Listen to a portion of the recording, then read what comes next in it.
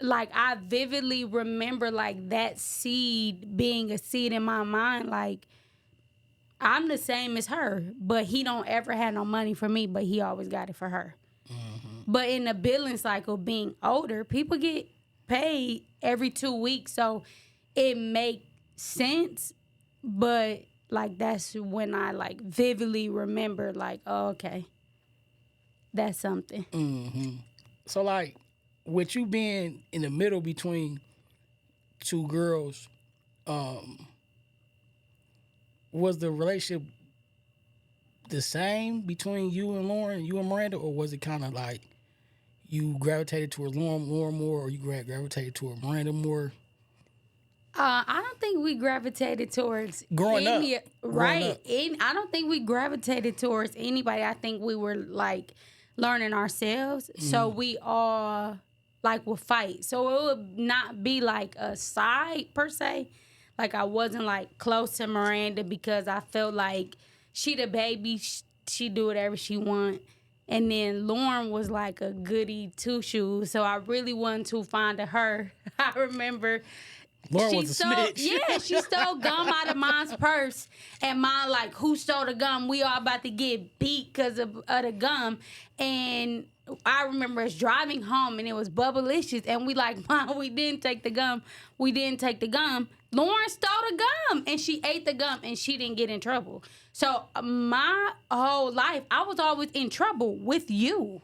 I was always in trouble with you. If somebody doing something, it wasn't me that was the person getting the okay, it's okay. I was getting a whooping with everybody else. Miranda didn't get in trouble because she was a baby. She used to always run to the bathroom. Yeah, when it was time to clean up. And then she put powder in the alcohol. And we all got a whooping. She didn't because she the baby. Lauren stealing gum. We all getting in trouble. She didn't because she don't do nothing. So it wasn't bad, but I just remember like I didn't feel like I was the focal point. I just felt like, whew, we living. Like I remember going outside, us playing Barbies. It wasn't like a thing between us. I just remember like very specifically seeing the differences and not really caring so much about the differences because we was kids. Like all I wanted to do was be a kid, but I also know that I learned responsibility younger because we walked to school, rain, snow, sleet, hail, we walked to school. And I remember the time that it was sealed in my mind that we gotta have each other back because we let Miranda turn around and go back home when it was like raining outside. And she ended up falling in the mud, running back home down the street. And Daddy called the school. He said, I am skinning y'all behind when y'all get home because y'all let y'all little sister come back. So I remember learning responsibility a lot younger. And it shaped me as we got older, that I really felt like I became like a mother hen figure to all of us. Like eventually even Mommy and Daddy for a certain point in time. I remember like, you know, like being the person that they would come talk to. So how was your relationship with Mom and Dad growing up? Was it more towards Mom, more towards Dad? Because you knew how me and Dad, how we was rocking, bro. We was like turmoil. So naturally, you know, we gravitated towards Mom. I actually thought that Daddy was Mom's Mom's boyfriend. And I remember it because I said to him, I like, oh, your boyfriend came back because Daddy would write us notes, leave it on the kitchen counter. He'd like leave us blow pop suckers or whatever. He would be gone. And then eventually he would come back. So he wasn't around enough for me to say, like, this is my daddy. Nor did she say, your dad, your dad. So I'm like, Mom, your boyfriend came back. And she was like, my boyfriend? That is your dad. And then I knew from then on that was my dad. But regardless of, like, the bad things that we know happen, I love Daddy. I really do. Like I heard on a podcast the other day say, "Oh, they just so in love with your daddy." I loved him. I would like just small things to other people were big things to me. Every time we would get dogs, he would let me ride in the front seat, and I would hold the dog on my lap.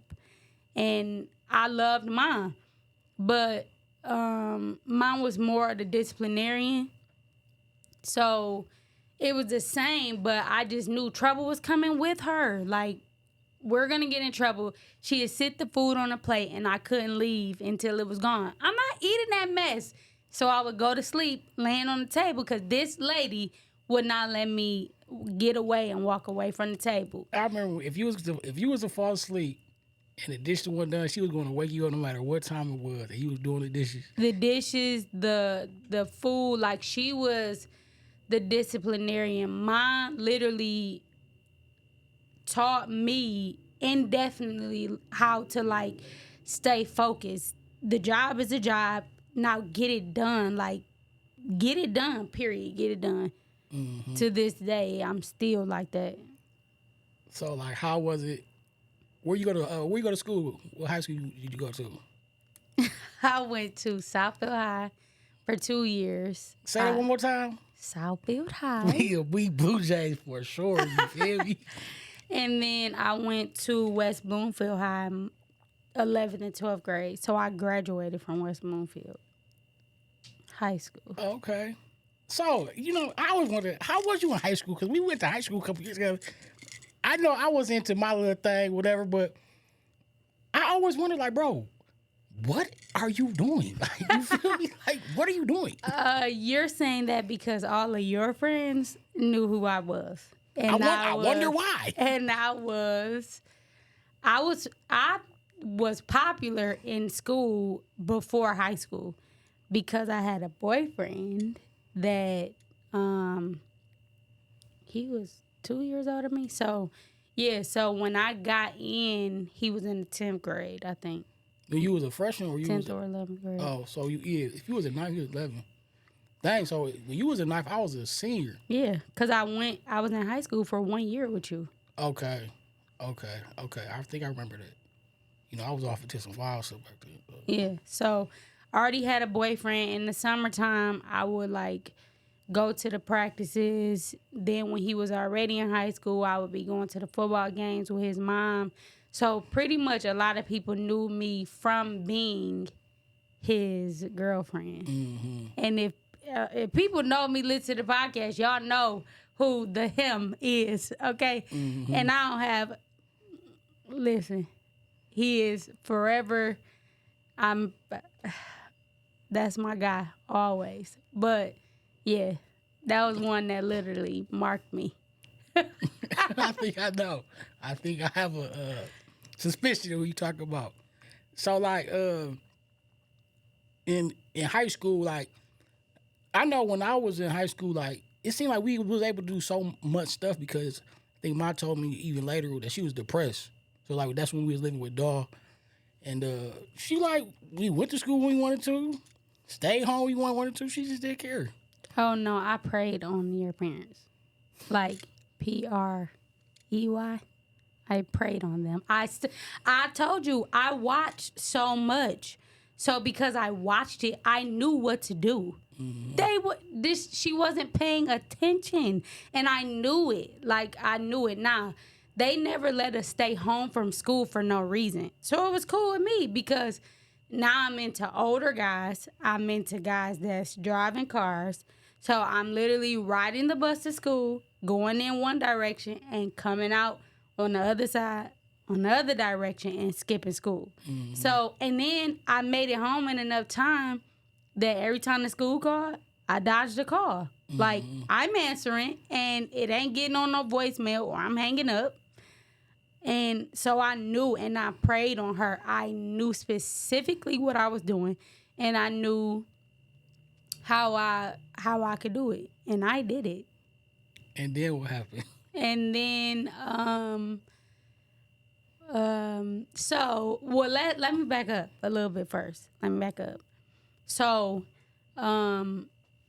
like I said, the independence that I grew to have was because I watched mine. Mm-hmm. So in favoritism, it wasn't that, but like every character or attribute that she had, I picked it up immediately. It was easy for me to pick up for her. So I remember one Christmas, Mommy and Daddy bought Lauren and Miranda a cell phone. And they didn't buy me one. It must have been like the buy two for one special or whatever. So they decided to give it to the oldest and the youngest. And I asked, why would y'all give her one and not me? They kind of like brushed me off, and Daddy was like, oh, just share with her. So I was always interested in hair because I had watched mine in Oak Park doing hair. Mm-hmm. And in the kitchen doing hair, and then she started letting me like braid Lauren and Miranda's hair. So I was interested in hair. Daddy knew that I was interested in hair, and the barbershop that he was going to on 8 Mile, he asked the lady if I could like be her assistant. Mm-hmm. And she allowed me to be her assistant, and this is in the 8th grade, so this is my very first job. And it was a lady barber named Sheena, and I gravitated to her immediately. Stop smiling, bro. Yeah, in his little wild days. I gravitated to her immediately, and Sheena literally, like, she helped me. She took me in, because one thing about Sheena was a hustler.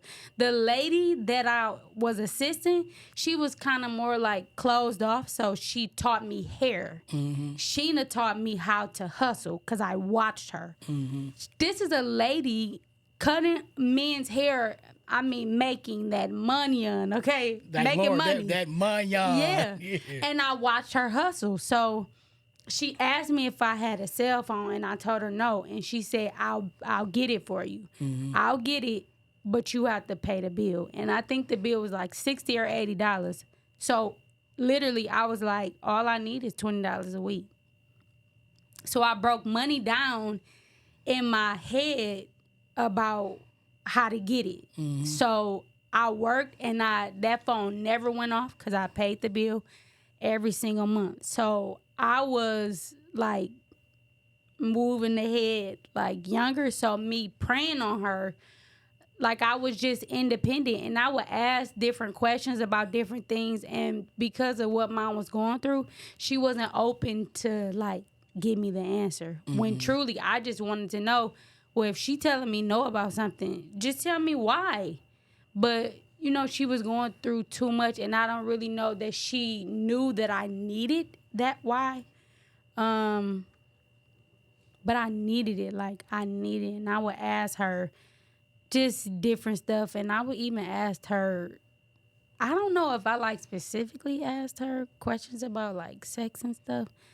But I think I did. But she always just like, no, don't do it, blah, blah, blah. So, okay, back to... Wait, before you...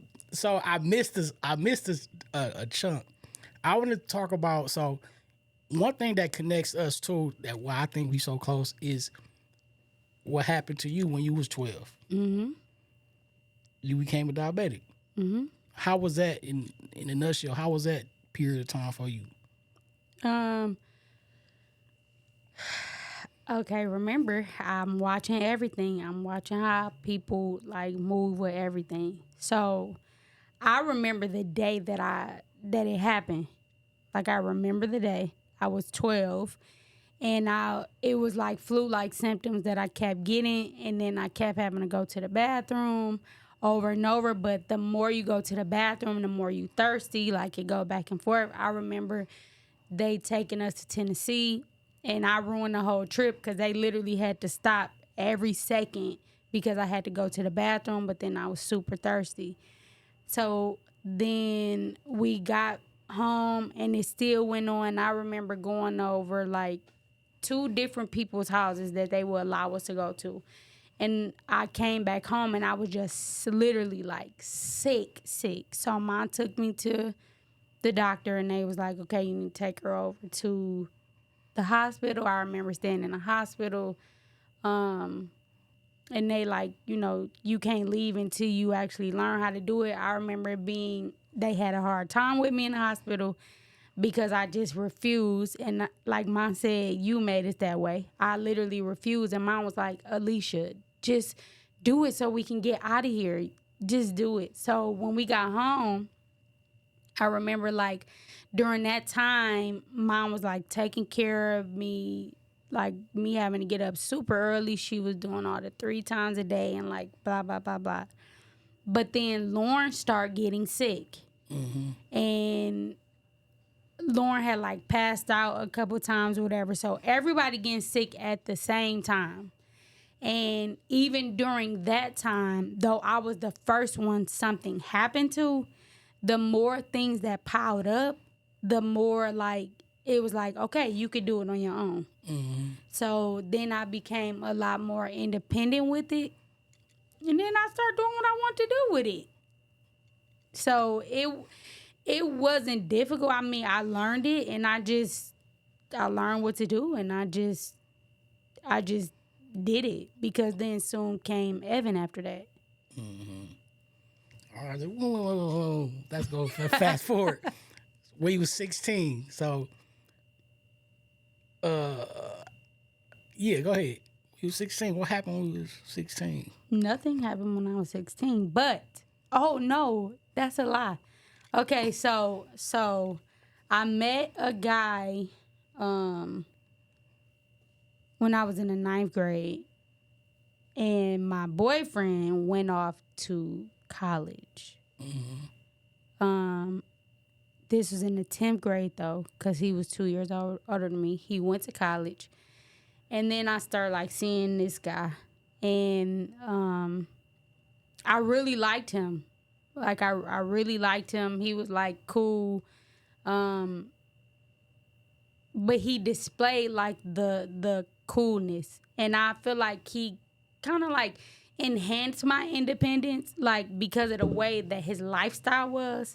He like made me feel like I could be more independent. So I got worse. Like then, like I was with one of our cousins, and she would let me drive. Now I'm driving at 14. I'm driving her car because I'm just so like above. I don't know. She would let me drive, and she would let me drive to go see him. She would let me literally drive the car to literally go see him with her in the car. So my independence is growing even more. And on my 16th birthday, I got pregnant. And I got pregnant in August. I had Antoine the next April, spring break. So I was in the 11th grade. So I remember you and Ma took me out to eat, and I'm like, man, what? Like, so we was up there. It was you, me, and Ma, and I think around that time my birthday was coming up, and I'm like, what did Ma tell me? Something about the birthday. And then you said something slick like, you ain't gonna like me by the time your birthday come around, and got up and went to the bathroom. I'm like, what the heck? I remember that. Whoa, come back. And I looked at Ma had this cherry red face. I'm thinking like, what is going on? So you came back to the table, and Ma was like, Leisha, tell him. What? I'm looking like, bro, what? Tell me what? And she like, oh, I'm pregnant. I think the bolts couldn't hold the table down. Started to come out there, flip the table. I'm like, by who? You like doggy ball? I'm thinking like, man, because it was like from being Southfield, everybody knew each other. So at the time, I think it was so much confrontation between him and some other guys I was with. I'm thinking like, bro, what? So why did y'all decide to take me out to eat to tell me some of that news? I don't know. Everybody that we told, Mana one orchestrated it, not me. Because even Daddy, I was like, I just remember living in West Bloomfield, and I was like laying around and all of that. And Mom said, I had a dream, and I just seen the bottom of your legs, your ankles was really swollen, and you was like dancing around, and I looked up and you was pregnant. And I was like, oh, okay. And now Mom was the appropriate mom. So she would like look in the trash can a certain time of month to like make sure. I guess that was just a thing that she did. Well, she told you about drink. Did you know yet or no?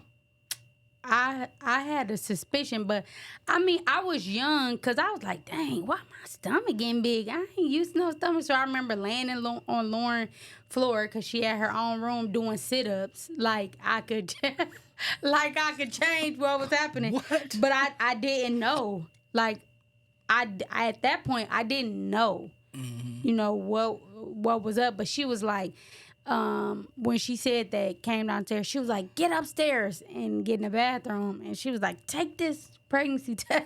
Oh, after she said about the dream. Yeah, she said I had a dream, and that's how she knew. I didn't know at the time. Oh, wow. I just know that I was really sleepy all the time. And I'm like, dang, my stomach getting big. And that's when I would do that. And she was like, get upstairs. And then we was all in her bathroom, and I took a test, and that's what it was. And to be honest, I don't remember my reaction. I don't know if she cried or what. I don't remember. All I know is I didn't care about nobody's reaction about other than what my crazy daddy was about to do. Because at that point, he was still thunder and lightning in our life, okay? We was living in a different house, but I'm talking about he was still thunder and lightning. We were still fighting him at that point. Like jumping on his back, ganging up on him, fighting him at that point. Oh, yeah, he was an op for sure at that time. Everybody was beating him up. We just knew at this point, we all got to gang up on him. Yeah, so we were fighting, so I was concerned about him. Because to me, Daddy was a psychopath. So I remember Mom calling him, and he was just like, she's getting out of my house. I'm taking her to a girl's home and all that kind of stuff. But he worked nights. So Mom was strategic at when she told him, because she told him during the day. And she knew, like, I remember her saying, like, oh, he'll go outside and smoke some cigarettes or whatever and, you know, smoke whatever he gonna smoke. And then by the time he comes home, he'll be calm. And he was calm, but when he was calm, he was like, okay, so what we gonna do? Because we about to take her to the place. And we about to get that done. And then they blew up with each other. And I remember Mom even saying, like, I will lose this marriage than to take her to abort the baby. That's what Mom said. Yeah, she said, I literally will lose this marriage and leave if it means that, you know, I will have to take her for her to get abortion, because I'm not doing it. And they was into it so bad, and I know Daddy was like, well, it's her choice. Let her make the choice. And I don't necessarily like remember like having any like encounters or like, oh, you supposed to have this baby or whatever. I just knew that there was something in me that had to make the choice to keep him. And so she came in the room one day and she said, if you decide to do it, I will take care of you when you get home, but I'm not going. And then I said, Mom, I'm not going to do it. Because it was like, after there's a resting point, I feel like you can make better decisions. And so when she was at rest with that decision, I felt like I can clearly make one, because they was beating each other with it, you know, like it was a civil unrest in the house. So it was hard for me to make the decision, because I never had to make a decision like that before.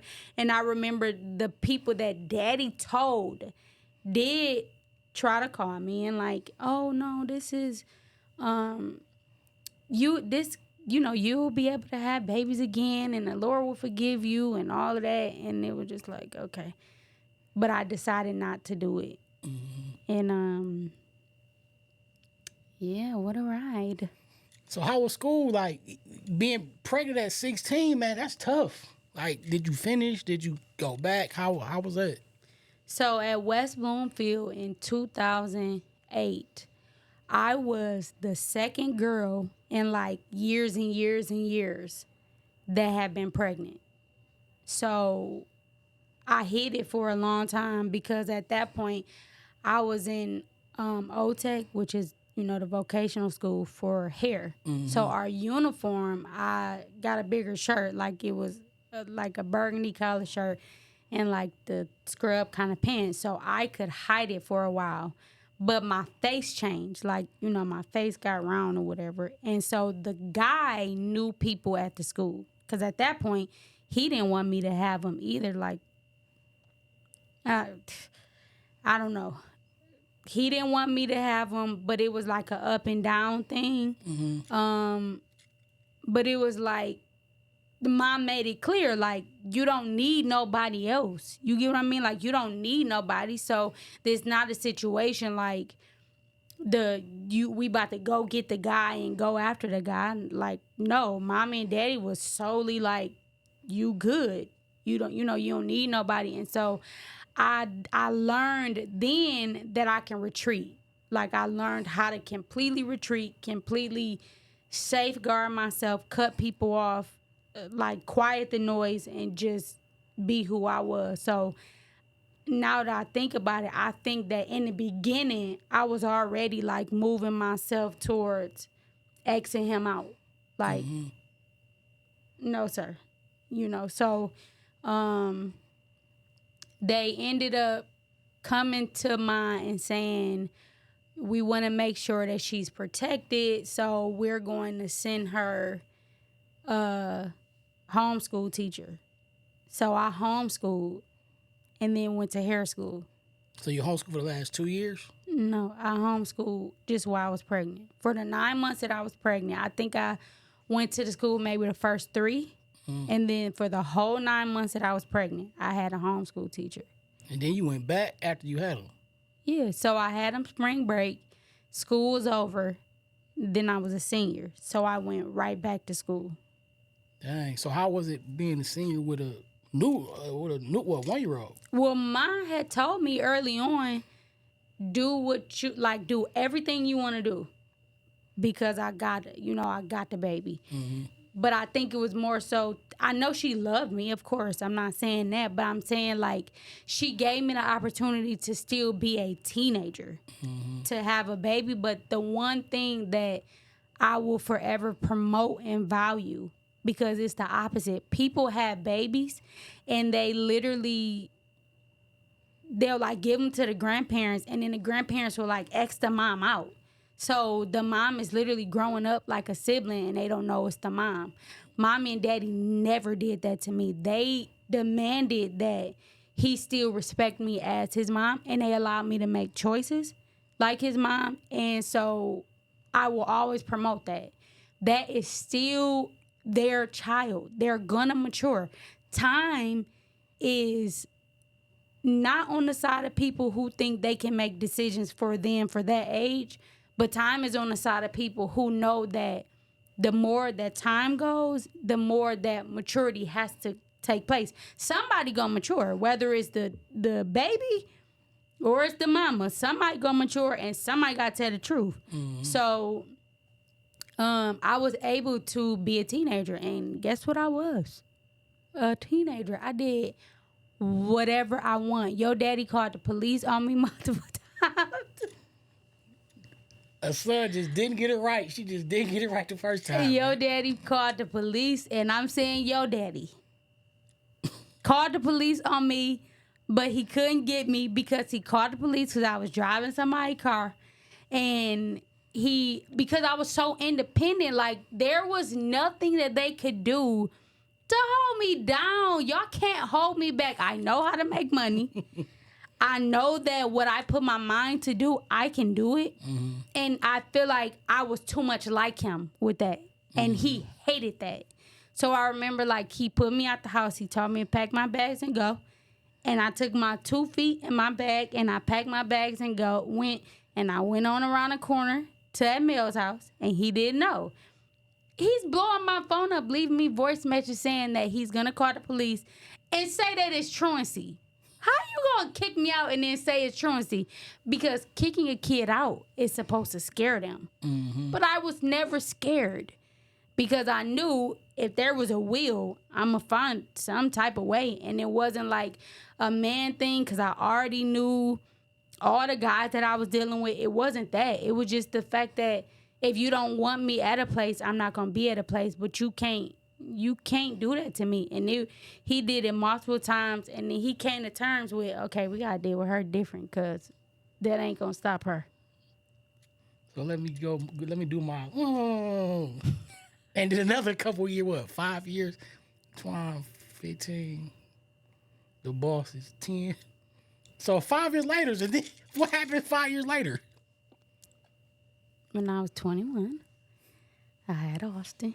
Oh my God. My lovely Austin. The boss. But. AKA my son. Right. But in the interim of me having Austin, that from 16 to 24, I was pregnant every 2 years. So I have 4 kids, but in total, I was pregnant 6 times. Oh, wait. Back up. You said from 16 to 24, I was pregnant like every 2 years. So 16, 18, 20. No, 16, 19. Because I had Twan at 16. So as soon as I got out of that, I was like pregnant again. All right. So 19, 21. And then I ended up getting married. At what? 24.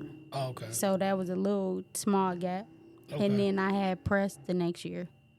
Okay. And then the next 2 years, I got pregnant again.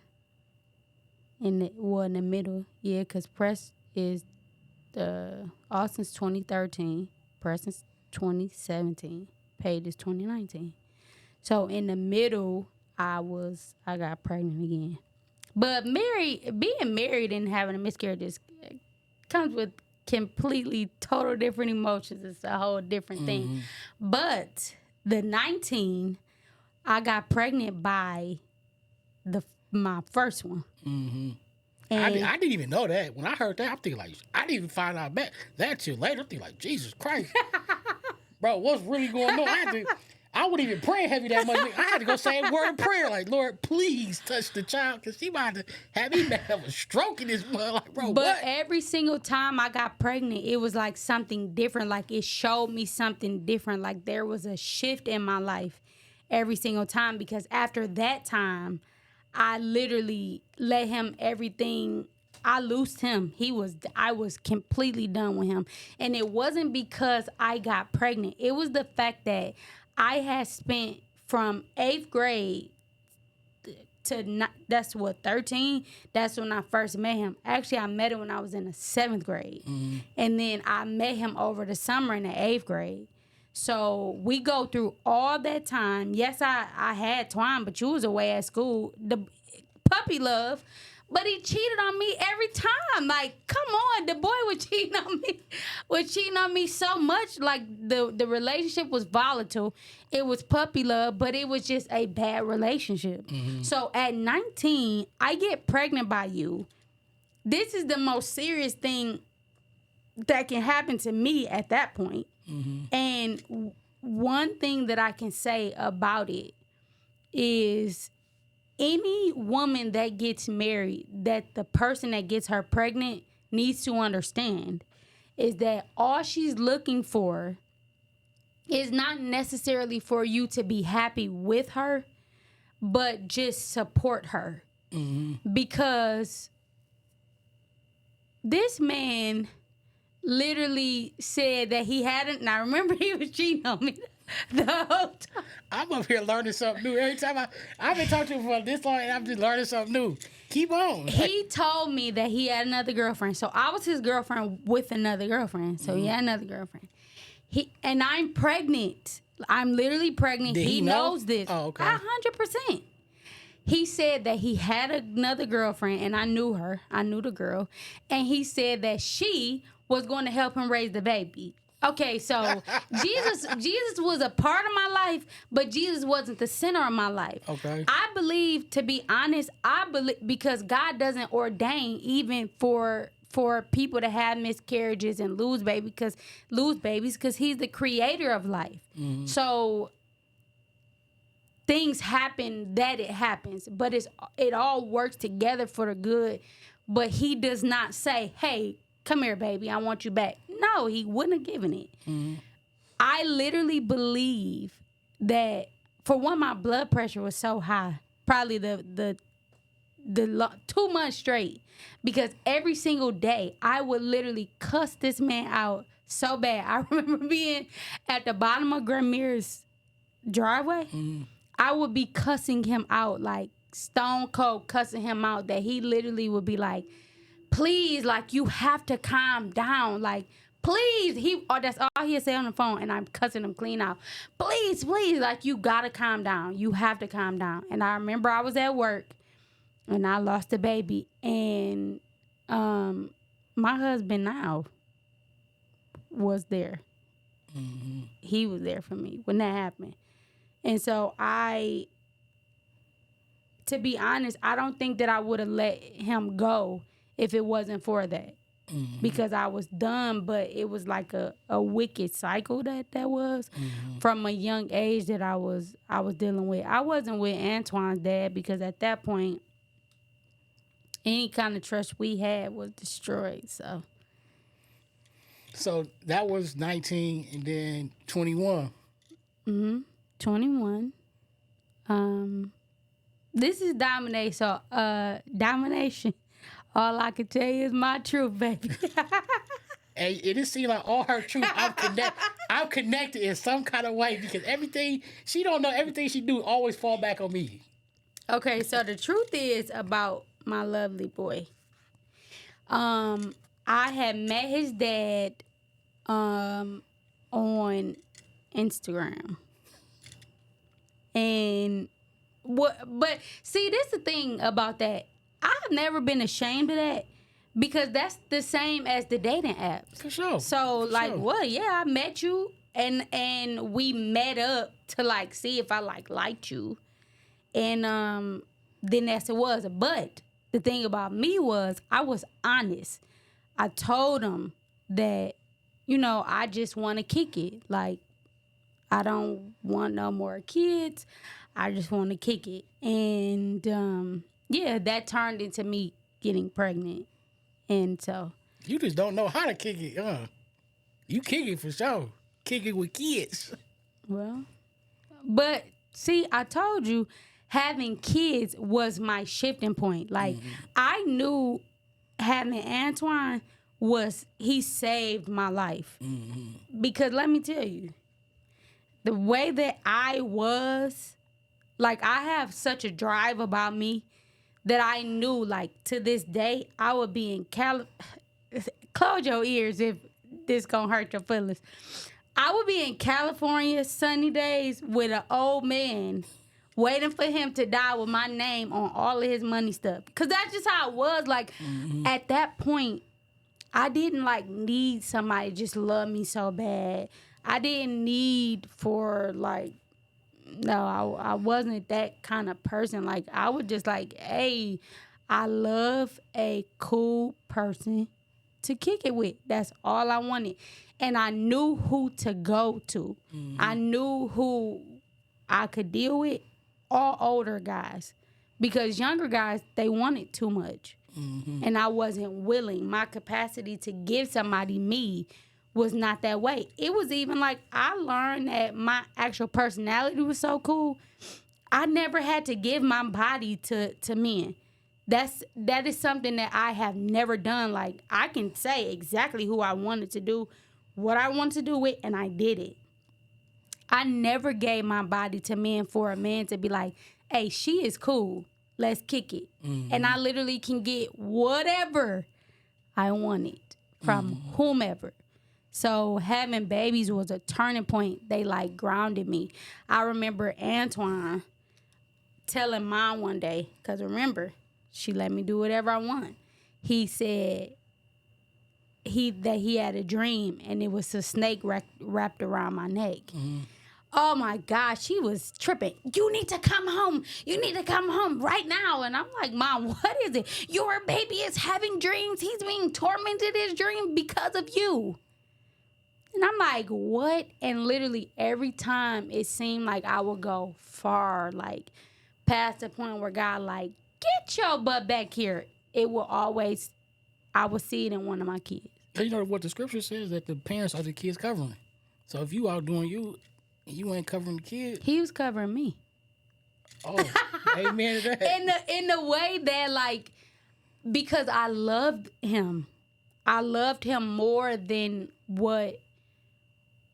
whatever like my desires were. I loved him more than that. Mm-hmm. So my thing was, if me not being like this even stops him from having these dreams, then that's what I'm gonna do. And I'm talking about every single time. Mm-hmm. Every time. So again, here come Big Oz. Oz came into play. How was your mindset then? With Austin? Yeah. Oh, have mercy on me, God. Please, Lord. So mine wasn't as willing with Austin.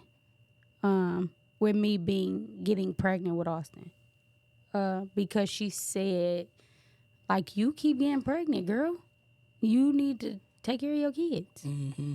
And so, I mean, in the way that I was, my makeup, like everything that I'm saying literally like was shaping me. Mm-hmm. So my makeup at this point was a pretty, super, super guarded, a male mentality, super independent, very like, like I was in bad shape, girl. So when I had him, I remember having him and being so protective over him, like I wouldn't let nobody have him. I lived with mom and daddy. Don't touch him. He came everywhere that I went. Every single place that I went, he went. His godmom, nope, you can't take him. You can't do anything. I remember being so bitter at that point in life because though they changed me, I felt like it was also stopping me, like from doing what I wanted to do. I was so bitter that now I got 2 baby daddies. Who in the world gonna want a girl with 2 baby daddies that I'm literally not with, don't want to be with? Who gonna want me? I was so bitter. I lost so much weight that my actual head was bigger than my body. I was pretty long hair. My head was bigger than my body. Mm-hmm. And all I had was those kids and my will to take care of them. That's literally all I had when I had Austin. Okay, so then Austin was 21. Then you said you got married when? 20 what? 24. So 3 years later. So how did that come into play with you having 2 kids, 2 baby fathers? Then you get married to somebody else. And kind of find out I used to live with Dro. I didn't even know that I was taking it for real. So he came along. I met him when Antoine was 2. So he was, visibility-wise, he's seen everything. Though I was not accepting him. I didn't even like him. Mm-hmm. He was still around. Uncle Sam introduced me to him. I remember saying, I got a niece I want you to meet. And I met him, and I remember him because his family went to a Baptist church that Uncle Sam played the organ for. Mm-hmm. And he invited them to our home church. And they start coming to Bible class, and then they start coming more, and they completely transferred over. And I remember him just being this country bumpkin with these long 2-piece suits on with the jacket like down to his knees, and he will always sit in the back of the church. Mm-hmm. And so like I would see him and all that, but I would never pay attention to him because that's what it was. And then I remember when he was like about 2, when Antoine was like 2, I remember I started to like say something to him while he was sitting at the back of the church. And I remember the first thing I was like, why are you always sitting at the back of the church? But like the way I kind of did my thing, it was like that was my entryway. Mm-hmm. But I didn't really realize it because I wasn't just like a girl like, oh, hey, you know, like that was so whack to me. So I would just like generally talk. I prayed on him too, clearly. Mm-hmm. But then I remember one day we was sitting in the car and he would debate me about this story all the time. But the bottom line is he was ready to get my number and I was ready to get his. Me and Lauren bet me that I couldn't get his number. Now I'm already like a boy in my head, so I could get any white number that I want. Mm-hmm. I am that, you know, mm-hmm. you know. So I get out the car and him and his brother was standing at the door. It was a glass door. I get out, he walks out. And I end up talking to him, and I got his number, and Lauren screaming in the window, don't do it, don't do it, don't do it. Lauren crazy. Don't do it. And I gave him my number, and I didn't talk to him for a while after that. And when I seen him again, I was like, oh, you play games. Mm-hmm. You ain't calling nobody, you play games. And then he was like, oh, no, I be working. He was saying that his signal wasn't good because he lived in his parents' basement. And our first date was his birthday, June 11th, 13 years ago. Oh, wow, that's cool. That's cool. Joe, my man's though. Like, for sure, he's solid. He's solid for sure. So, like, in that, how was you able to go into that with baggage? I mean, you know, with me, if I met a girl with 2 baby daddies, I mean, this naturally, they come with baggage. Was he open to it, or was he kind of, you know what I'm saying? Like, so when I had Austin, he, remember when y'all went to Cleveland? Mm-hmm. That's when he asked me, and he literally reminded me of that the other day. That's when he asked me, was I pregnant? Because at that point, I knew. I just wasn't telling him that I was, like. So he asked me, and I told him, yeah.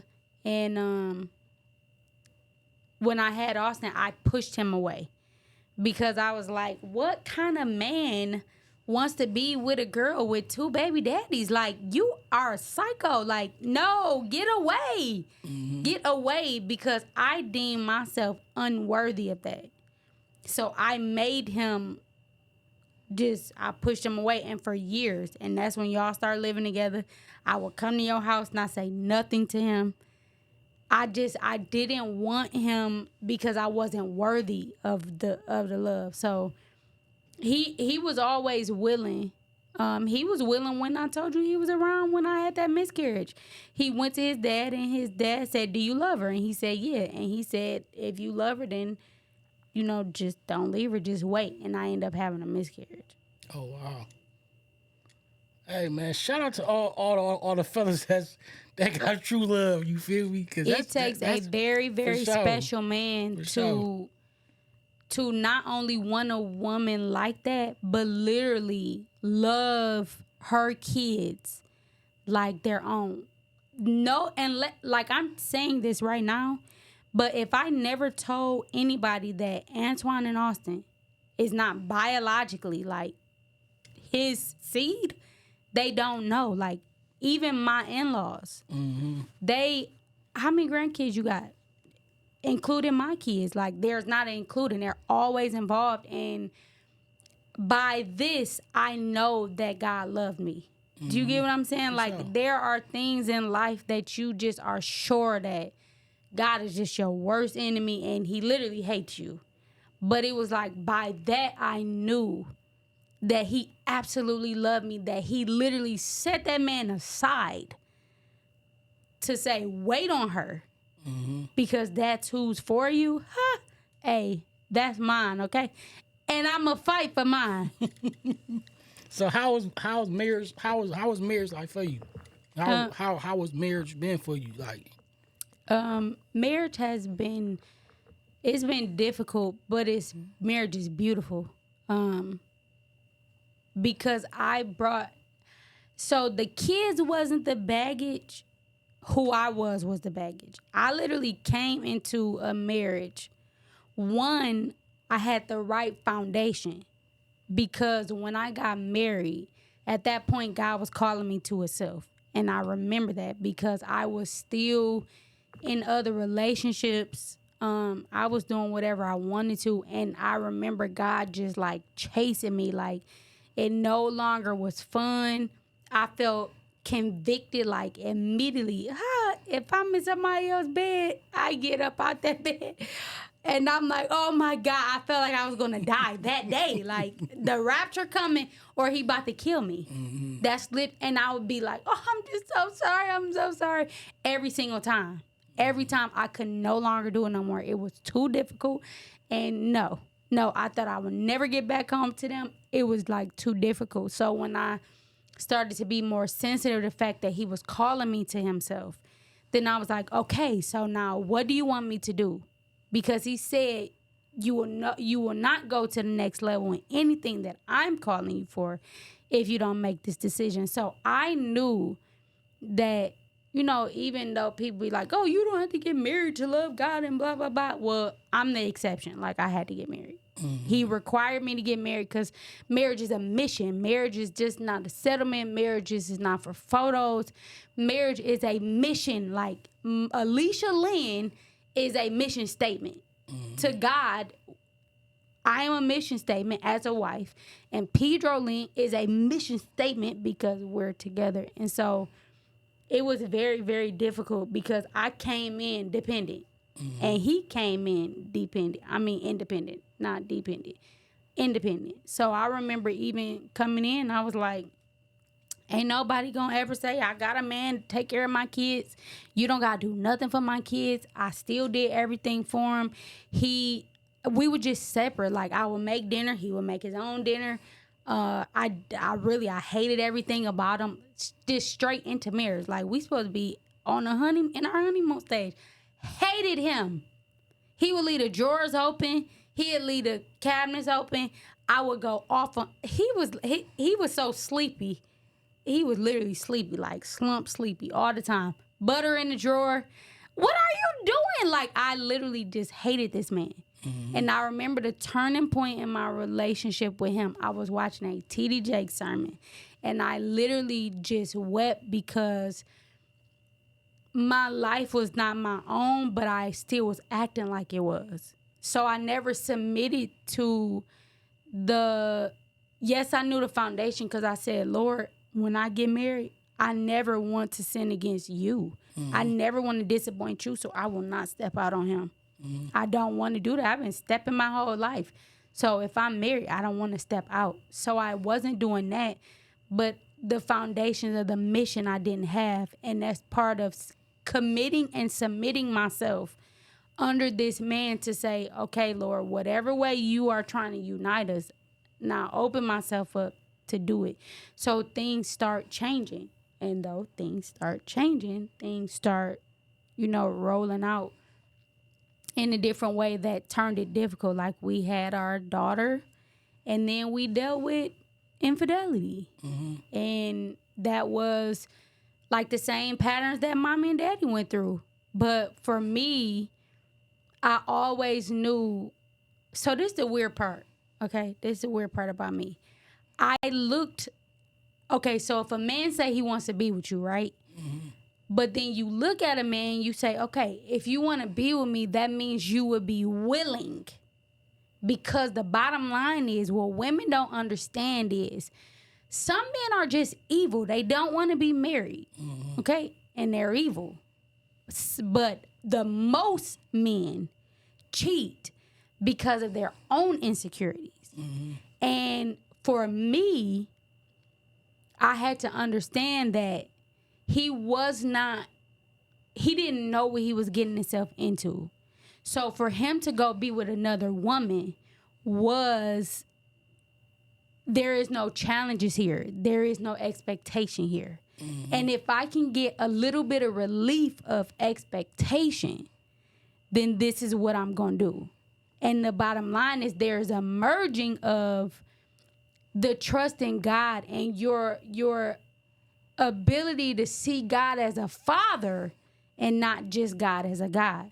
And so every time he did it, which was multiple times, like we got 2 daughters that's our own, and I dealt with it with both daughters. It was more like I kept having like mirror encounters of myself, like how I dealt with it. And I believe now that the reason that he waited for me was because he knew that I would be sustained in helping him through it, because he helped me through a lot of stuff. But I also dealt with unforgiveness too, because I was still insecure. Because it was like, oh, okay, I can forgive you for doing this to me, and now you'll never leave me. Because remember now, I got 2 different baby daddies that I'm not with. I got all these other guys that I felt like they kept doing stuff to me. Like, why am I not enough for them that y'all just leaving? Y'all got women, y'all just up and leave. So I used that on him, unknowing that I was using it in that way. So I didn't forgive him for love and grace. I forgave him for my own insecurities. That I'm saying, oh, I love you, I'm about to forgive you, now you owe me. That's deep. So like, when was the part where you literally had to let that go? Like, what was it for you? That was like, you know what, I have to forgive, like God wants me to forgive. The Lord taught me I was self-righteous. So we had a blowout, a blowout. And he not a person that give up, clearly. You know, like he not just about to be like, I'm done with this. No. But we had a blowout, and he was like, if you're just so unhappy, then maybe we shouldn't be together. And I was like, and it was like I had an outer body experience, and I said, I stayed with you while you were cheating on me multiple times, and I stayed. And I literally watched myself and heard myself telling him that. And immediately the Holy Spirit was like, hi, girl, you self-righteous. You are self-righteous. And I was like, how? He the one saying it to me. And he said, because you didn't forgive him, because we all need love and grace. You forgave him because you have the problem. You are still insecure. You need more of me. And you only forgave him so you could be sure that he wouldn't leave you. You got the problem. Wow. That's crazy. So it shifted when I forgave him because I loved him. And you know what's crazy is he started cheating on me when I felt like I was the most in love with him. And I was like, oh, okay. You gonna wait till I'm really in love with this man to... How crazy how stuff switch. But that was the turning point. And ever since then, I pray every day, like, Lord, I open myself up, because that was something that I never did. I kept saying that I would accept your love. Oh, Lord, I accept your love for me. But I missed the practical point. Lord, I open myself up to actually receive it. Because if I'm saying that I receive your love and it's just on me and it's not in me, because I'm not literally opening myself up, being sensitive to what's happening and having mirror encounters all the time to say, Lord, what's going on with me? I'll tell you this. Marriages are failing because people are blaming each other and not having mirror encounters with themselves. I guarantee if every argument, a husband and a wife literally went to the mirror first and they literally said something as small as, what could I have responded differently in that argument? I guarantee that people will still stay together. Because people blame people then to see, okay, like, maybe she just tripping because she had a bad day. Maybe she just tripping because we never dealt with what happened before me. We've been looking over it this whole time.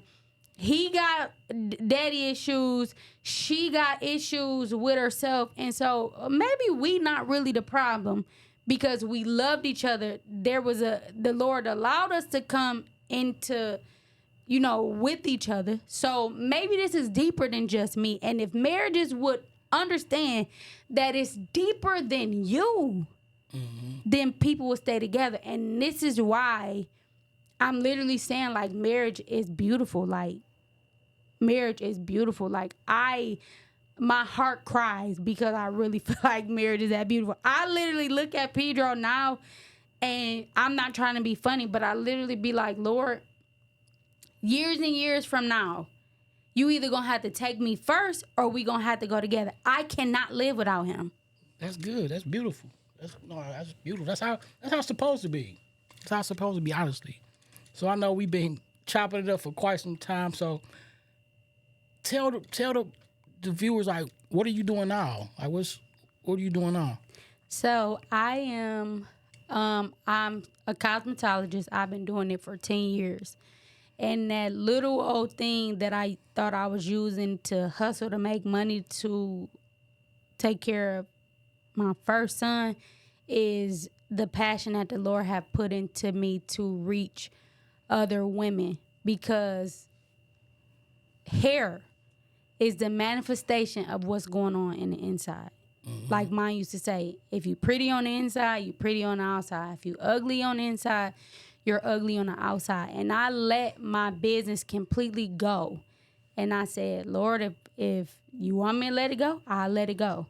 And the day that I literally let it go is when he brought it back to me and said, I've put you here because you are here and you could touch women that nobody else can be able to touch. So I'm doing ministry through my hands. My business is called Honorable Beauty, and it's deeper than just a business. It's Honorable Beauty / I Am Her. And the I Am Her, the Lord brought to me years ago, but he, reminded me of it because I am is what the Lord calls itself.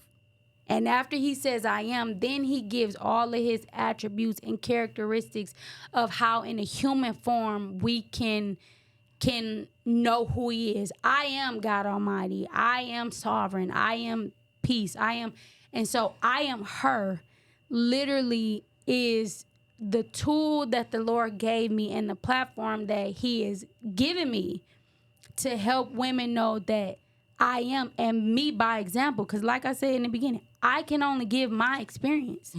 And because of my experience, I know and I can firmly say, I am the redeemed of the Lord.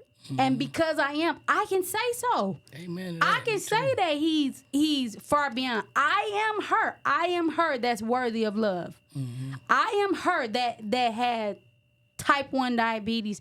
And with diabetes, you can't even have kids. And here I am. I literally have 4 well kids, healthy, well kids. I am her. I am her. I am somebody. I am special. I am all these things. And my passion is to show women from the inside that you are her. And just because you have traumas, the whole story don't have to be your trauma. Like, I made it a point to literally say earlier, I remember playing and doing all that. I didn't have a terrible childhood. The enemy comes to plant seeds in us so that all we can see is those seeds.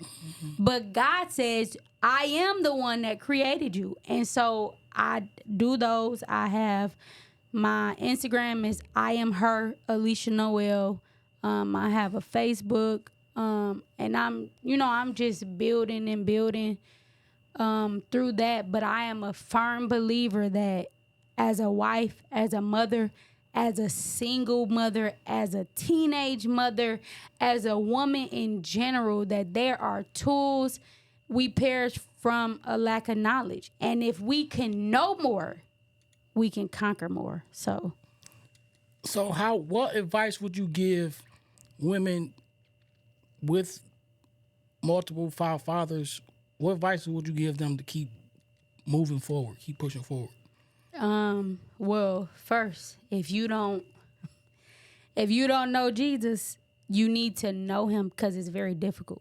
Like, it's complex. I remember having to give them the kids early, and because kids are not ordained to have out of wedlock, my main concern was what's happening to them while they're there.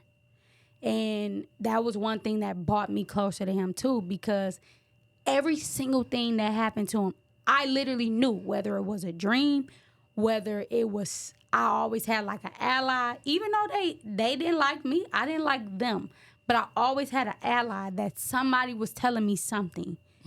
And part of knowing Jesus and literally giving your life to him is he will never, ever shock you with nothing. He will always tell you before. And then he will give you the ability and the opportunity as a mother to deal with it. So the first thing I would say is get your life right with Christ. Second thing is, if you have kids that's young, know that it's a purpose. I call myself a mother to the public, but when I go before God about my kids, I say, Lord, you have made me steward over them. I am raising disciples, just like Jesus did. I'm raising them to prepare them to go out, because when I'm not here, if I don't have successors, I'm doing it wrong. So I'm raising them to be successors. I'm raising them to follow a path that is pleasing to God. And that's the main thing. Keep pushing. Keep pushing. Lean on the grace that God has given you, because he wouldn't bring you to it if he can't bring you through it. I was the only one out of 7 kids who had a baby at 16. Even the boys, even your bad self. You didn't have no baby young. Nobody did, which meant that retarded. Which meant that I meant something. He had a bigger plan for me. No, it wasn't. I'm sure he didn't say, oh, I'm going to let her have kids young. But because he gives us all a will. Jesus is a gentleman. He gives us all the will, and I made my choices. He said, I'm still going to turn it in your favor, and I'm going to turn it out for good. So be a steward over your kids. Be a steward over your kids. So in closing, I just want to tell everybody, so my podcast is just not telling sob stories and life stories. This podcast is about overcoming issues that you had. And everybody I've had, the way they overcame is through God. So again, I say, if you don't know God today, you can get in contact with me on Facebook. It's Vincent B. Warren. I'm on Instagram, Mr. Dominate. I'm on TikTok. I'm on YouTube, which is the Prodigal Son. We can go over the prayer of salvation today, because if you don't know God, how will you overcome? It's all about overcoming. You don't have to stay in what you're going through. I'm a firm believer in that. And I am Mr. Dominate. And with God, you can truly dominate over your traumas, over your pain, over your kids. You can come out on top. I'm a firm believer in it. I'm a witness of it. My sister, she's a witness of it. And I have plenty more walking testimonies that with Jesus Christ, you can overcome. So in closing, let's dominate.